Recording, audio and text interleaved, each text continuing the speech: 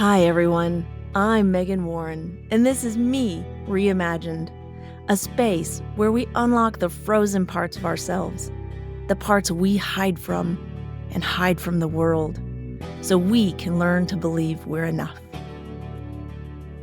This is the third chapter in an 8-chapter series on forgiveness, specifically self-forgiveness and how that relates to your not enough feeling. If you missed the first 2 chapters, I suggest starting with those episodes so you're not starting in the middle of the story. And because the first 2 reasons I needed to forgive myself are linked to patterns that a whole lot of people use, so they might be very relevant for you. Today, in chapter 3, we'll hear how I spoke to myself. I have no doubt that I will be checking the explicit content box for this episode when I upload it to the site. The language that I used with myself is the type of language that I hold my hands over my son's ears and say, "Earmuffs," before I use it. It's the type of language that would have made my mother slap me. But just like blaming myself and denying my needs, the type of language I used with myself was most definitely a dysfunctional, lousy strategy. Now, I'm saying was and used as if this was in the past. While I would say it's gotten much better, it's still very much a part of my journey. If anyone listening used to watch the sitcom The Golden Girls, my mind is Sophia to my spirit, who is maybe Rose. Sophia was very quick-witted, but to put it mildly, she was sharp and often unkind to the others like Rose. Now, before we begin chapter 3, let's recap the first 2 chapters. In those chapters, we looked at the strategies of self-blame and the magic formula of deny needs, armor up, and feed the void. And we dug into how that creates a narrative of deficiency and a message of unworthiness that erodes our self-esteem, self-trust, and negatively influences our choices and outcomes. As a reminder, there's a worksheet associated with Chapter 1, The Blame Game, that will help you understand the strategies that you use and what they give you. And it will help you practice forgiving yourself for not having your back, for devaluing yourself. Chapter 3, You Stupid Fucking Idiot. The little girl was not so little now, but she had perfected her strategies of blaming herself and denying her needs, and took those, as well as her cumbersome suitcase of needs, with her to university. Her armor glittered as she applied her rapier wit to those around her, drawing fine threads of blood before anyone could get close enough to detect chinks in her chainmail. But the chainmail covered a hollow shell. Without the armor, the girl wondered if she would scatter like confetti or dissipate like fog in the rising sun. The armor not only protected her, it held her together. The girl felt scarcity as a physical sensation. It was a gaping open wound lodged on the left side of her belly button that fed on self-belief from the inside out. At times, she wondered if it might eat her whole. The girl understood that the armor was her saving grace. It protected her. Like a snail shell, it had become a refuge, a permanent retreat. Now her life revolved around hardness. She rigidly blocked emotions, numbing herself into oblivion in a variety of creative ways. Some learned, and some she was just discovering. She kept others at bay with a sharp humor that, like a fishing lure, snagged the soft spots in their mouths, their chests. Expert in hidden pain, she sniffed their pain out and knew where and when to throw the baited lure that kept people attached to her. She knew without that pain and bait, they would leave. She was convinced that if they saw her without the armor, people in her life would not stick around. It wasn't who she was that was lovable. It was what she did for others that earned her the right to attention and care. The voice in her head personified that hardness. Speaking with authority, it snagged her soft spots, causing her to hunch to protect herself.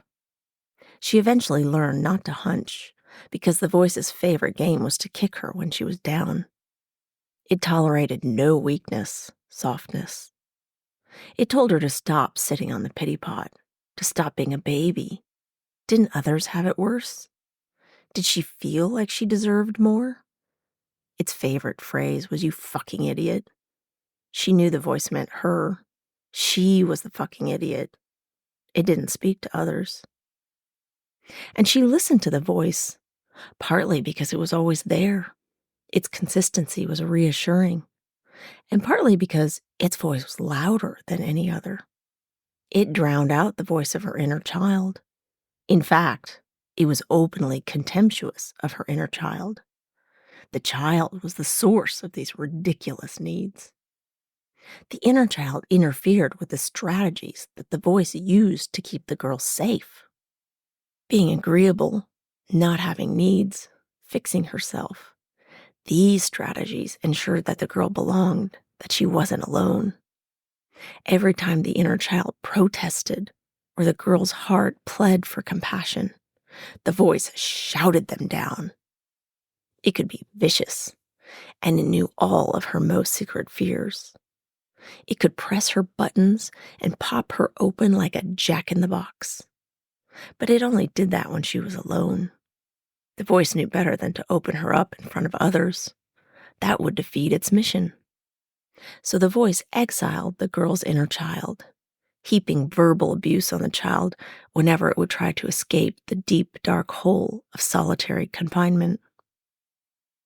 The critical, abrasive, shaming language it used, well, that was a necessary part of the strategy. Softness, vulnerability, compassion, those tactics were deadly. They would expose the girl, and there was no coming back from that.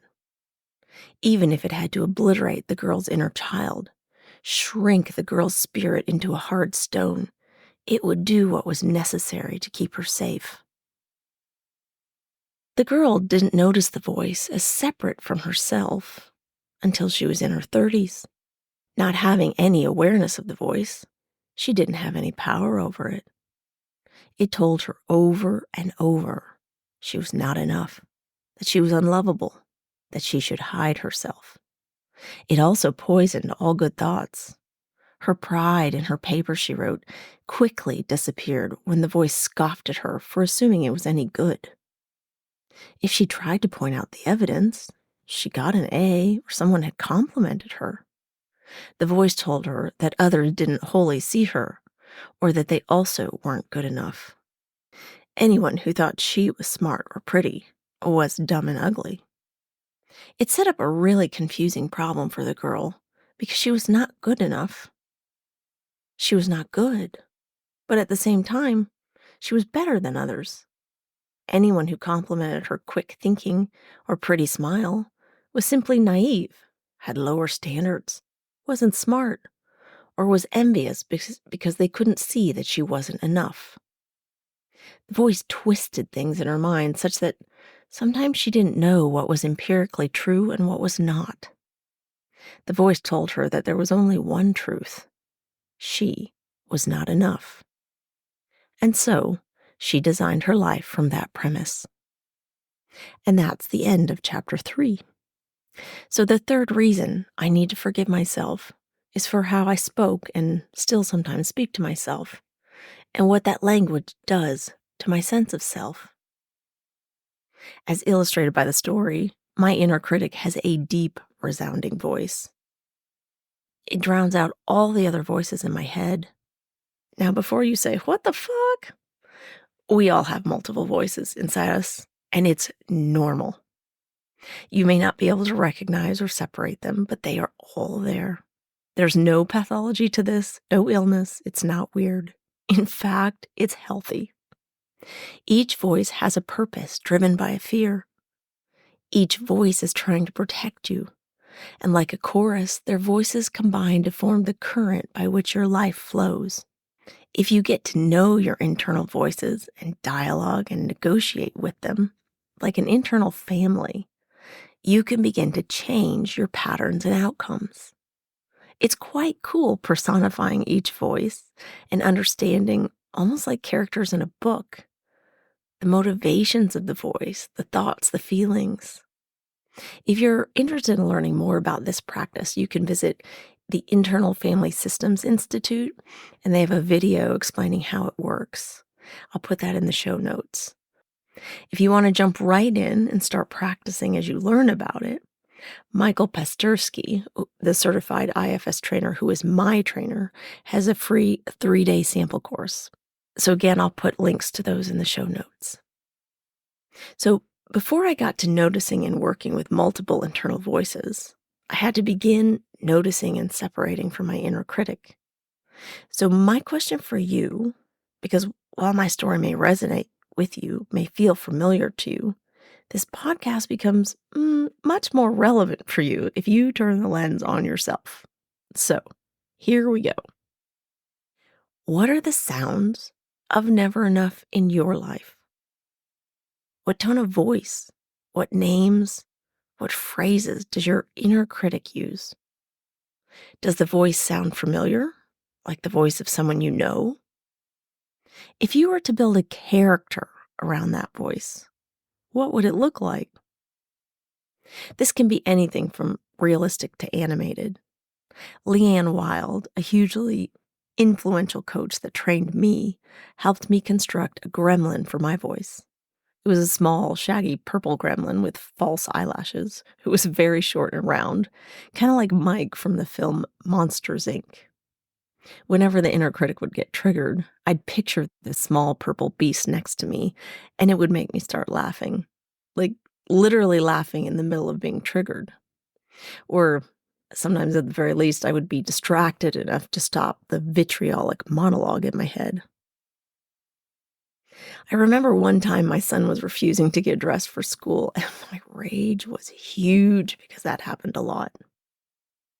In fact, the inner critic was viciously berating me for my son's behavior, shaming my mothering, preying on my fears that he wouldn't learn to be independent.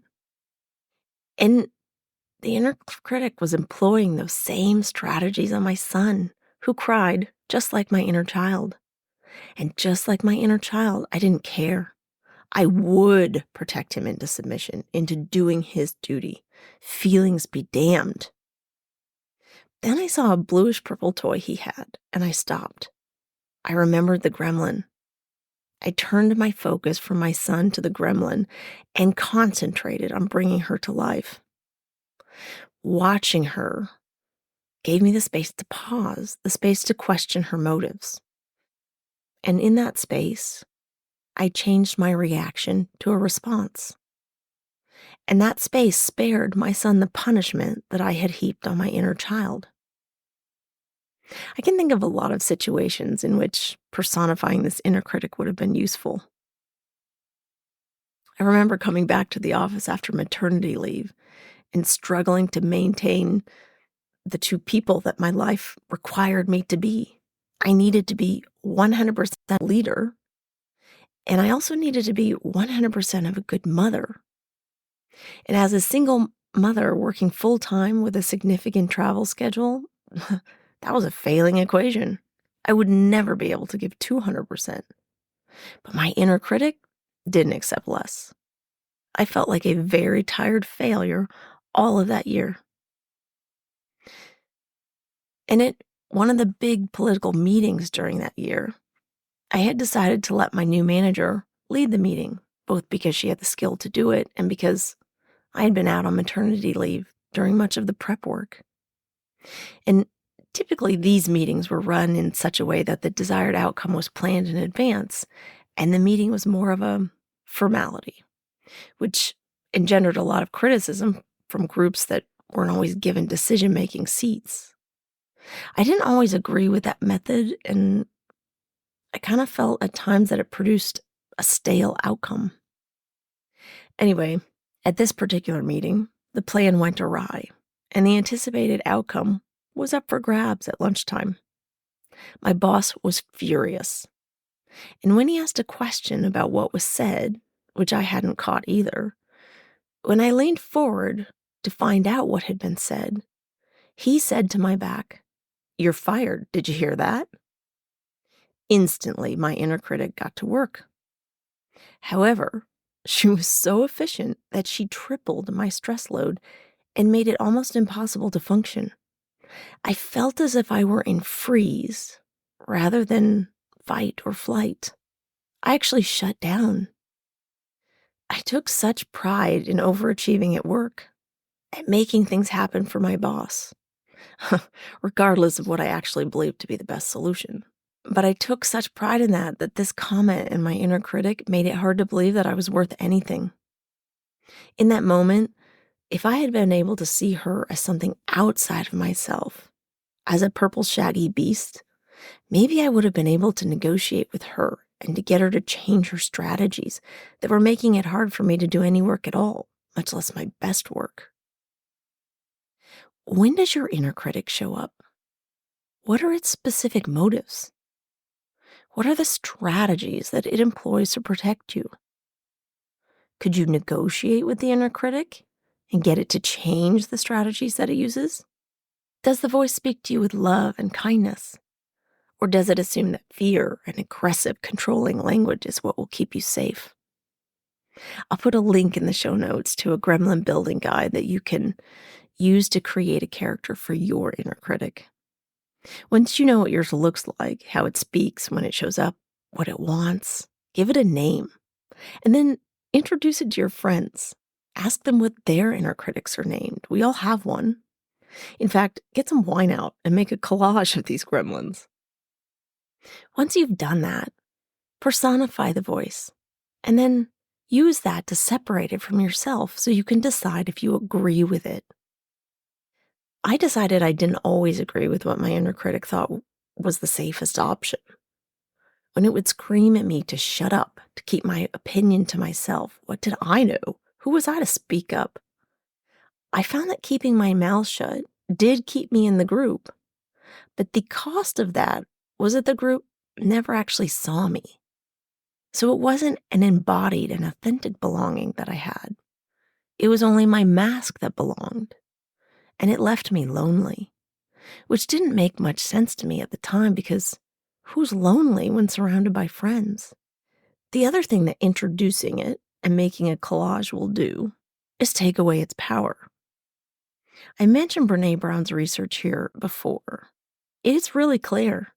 Shame ceases to exist when it's openly shared and discussed. It can't live when it can't hide. So make it part of the conversation. Give yourself some relief. Whatever I experience, I find that others do too. The only difference is that I'm the first one speaking about it. When you speak about it, you take away its power and you open the gate for other people to do the same. So share it, normalize it. Let's mainstream this bad boy. Can you imagine how different you will feel when, after you make a mistake, you pick yourself up off the floor as you would a child learning to walk? You dust off your pants, give yourself a hug, and say, "Good try, you got this, keep going." I mean, talk about creating and reinforcing a self-image that you are enough. You are not perfect, but there is such individual diversity in that imperfection. There is beauty and strength in your perseverance. There is courage in your willingness to keep trying. Your incremental progress is amazing. You got this. As I close, I want you to think of this image. The next time that you're being hard on yourself and your inner critic is speaking to you with that tone, think about it applied to you learning to walk. If when you fell, that voice came out and shamed your attempt, told you you were useless, to stop crying, it didn't really hurt, couldn't you see how well all the other kids were walking? That you were not good enough, that you might as well quit because you sucked? Do you think that you would have learned to walk? And that you would do so easily, comfortable in your movement, in your skin? Or do you think you would be self-conscious, awkward, always comparing your walk to that of others? Do you think that would help you learn and enjoy walking? And if all movement is self conscious and awkward, how do you think that's going to change your outcomes?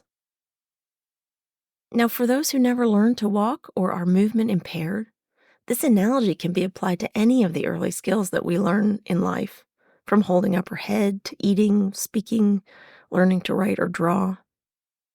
I use this analogy just to show you that the inner critic would be a lot more effective if it adapted its strategy and used gentleness and softness and encouragement to motivate and protect you. We are intrinsically built toward our purpose, to do our best, to help each other, to collaborate. If you don't believe this, I'll put some links to studies in the show notes. There's one specifically about letting toddlers help with housework and how they respond if you criticize rather than encourage their efforts. And oh God, I wish I'd read that before my son was 6. Essentially, you end up with kids who help if you praise. So forgive yourself for using hateful, harmful language. It was a lousy strategy, one that you are done with. Start praising yourself. You are good. You are doing your best. Your best is good enough. Your best is all this world needs. Your best is all you need to do to make a ripple, an impact. Treat yourself as you would a child. You are like a child navigating the river of life. In each moment, you are at a different point in the river, a point that, like a child learning to walk, requires learning about yourself, what you are capable of, what's emerging around and within you, what's possible. There is such incredible beauty in your journey, in the wonder in your eyes, the scrapes on your knee, and the river mud splattered on your face. If you can't see how capable and lovable you are, share it with this community. Join the Facebook group, leave a comment, tell us who you are and where you are in your journey. Let us mirror the truth back to you. Join this growth movement. Learn to see how incredible you are. The link for the Facebook community group is in the show notes. I am so grateful for people in my life who see me, deeply and intimately see me, who help me rewire the circuits in my brain that tell me I'm unlovable. I am so grateful that with forgiveness, I am learning to speak to myself gently with compassion. I see the changing outcome in my perfectionist son, who recently patted my hand and he told me it's okay to get it wrong and to cry. My new circuits are rewiring his. And I feel grateful for my new nail polish. Naming nail polish would be such a fun job. This one is called Emmy. Have you seen Oscar? The nail polish adds a bit of glamour to my days. If you found this episode interesting or useful, subscribe to hear the other episodes on self-forgiveness. You can find all episodes of Me Reimagined on meganwarrencoaching.com. And if you leave a voice note or a comment, I'll reply. With love, until next time. You do not carry this all alone. No, you do not carry this all alone. This is way too big for you to carry this on your own. So you do not carry this all alone.